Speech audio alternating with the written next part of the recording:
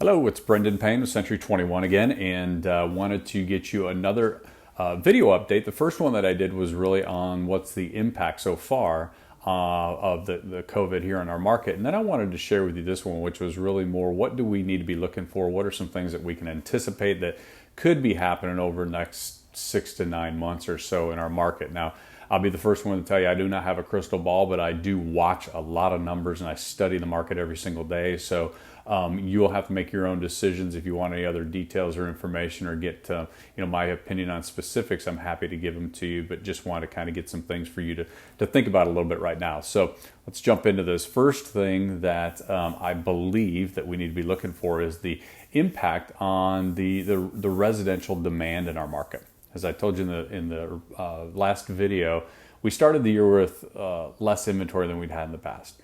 And with all the COVID changes, of course, there were people that decided not to put their property on the market, not to add to our inventory because they didn't want to show it, or maybe they weren't ready to move. Maybe they couldn't move somewhere at that time.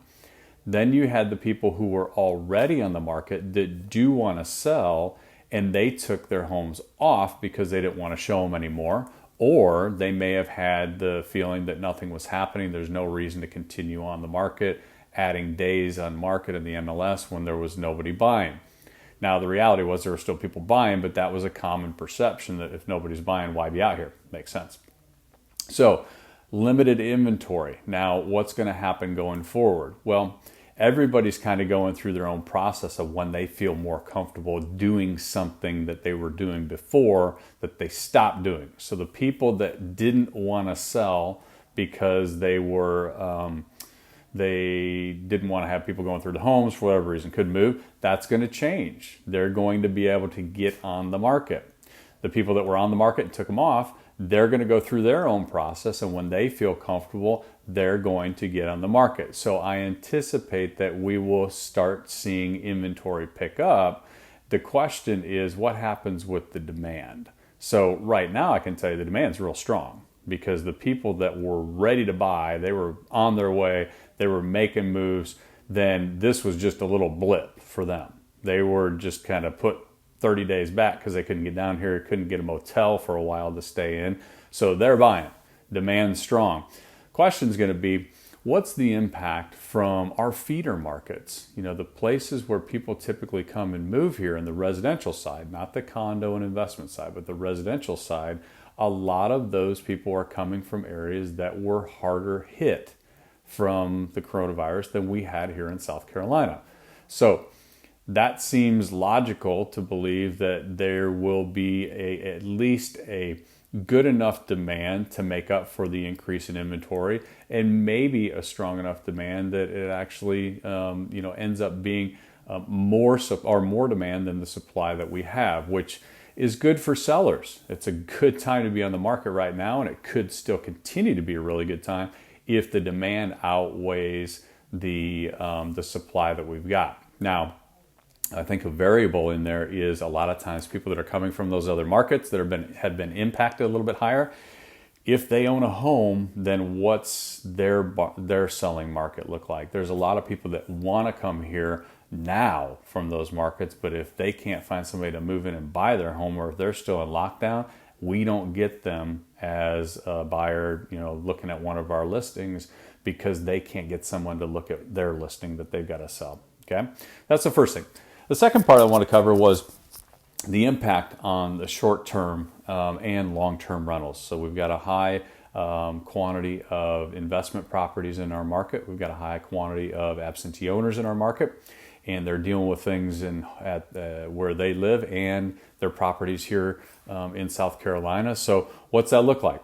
Well, I can tell you on the short-term rental, it's concerning. So when you look at short-term rentals, this just takes things on the ocean front or the golf course community, short-term resort type properties.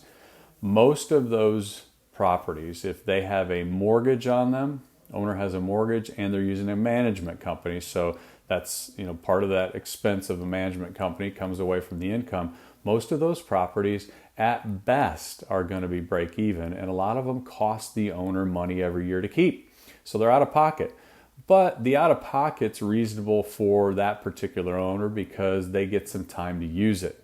And I hear that a lot. You look at it, they call it an investment. It doesn't make money, which makes you wonder, well, how do you call that an investment? Well, they're putting a lot of value on the time that they get to use it.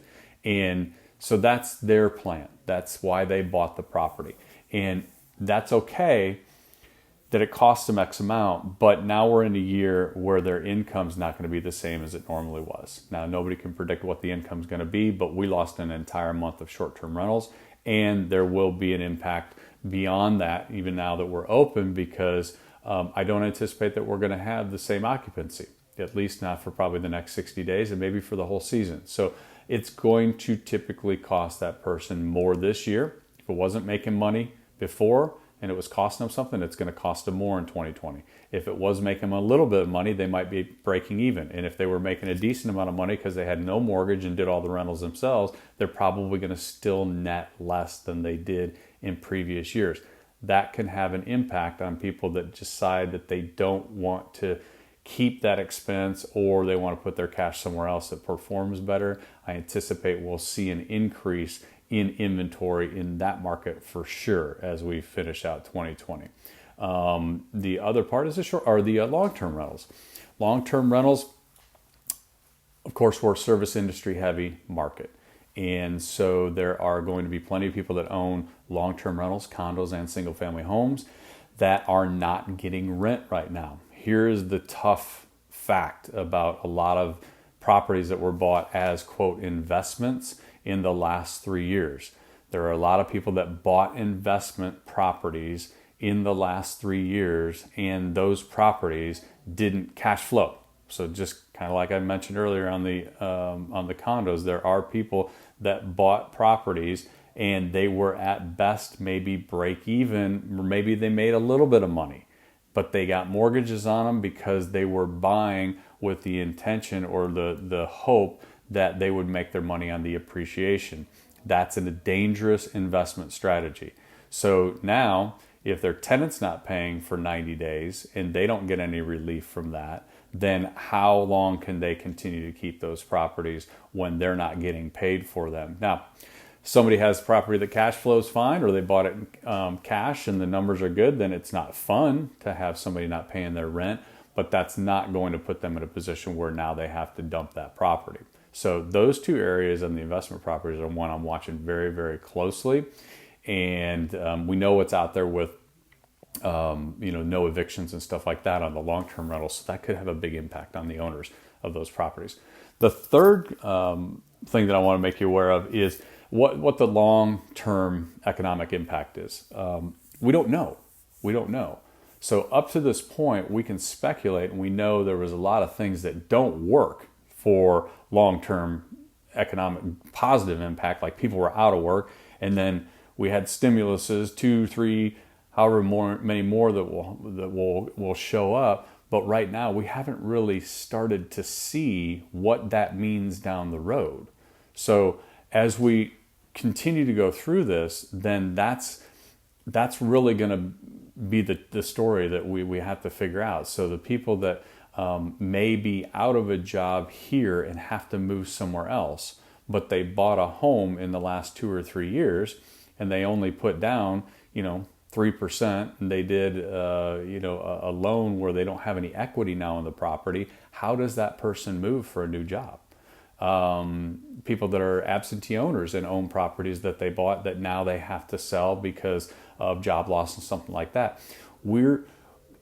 To no one's fault, we've gone through this first 60 days or so, just making it through, just kind of going day by day and everybody just plowing through it. And over the next 6 to 9 months, then I think that's where we really have to be tuned in and watching. If you are thinking of buying or selling in the next 6 to 9 months, really watching what the long-term economic impacts are. And that's what I'm keeping my eye on. So if you have any questions or want any additional information, feel free to reach out to me anytime. I hope this information is helpful for you, and I look forward to getting you some more here soon. Thanks so much.